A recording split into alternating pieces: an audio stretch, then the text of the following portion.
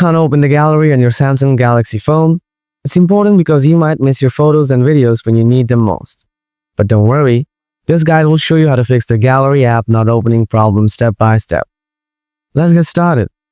Solution 1. Allow app permissions. Go to Settings, then scroll down a little bit. After that, tap on Apps. Now scroll down a bit, find the gallery app, then tap on it. Next, tap on Permission.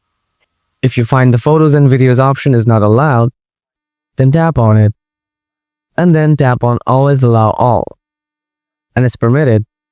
Now go ahead and open up your gallery app. If it does not work, Solution 2. Clear the gallery app cache. Go to the Settings, then scroll down a little bit. After that, tap on Apps. Now scroll down a bit. Find the gallery app, then tap on it. Now scroll down again. Then tap on Storage.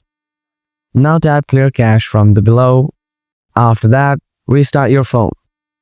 Hopefully, these steps helped you fix the gallery app not opening on your Samsung phone.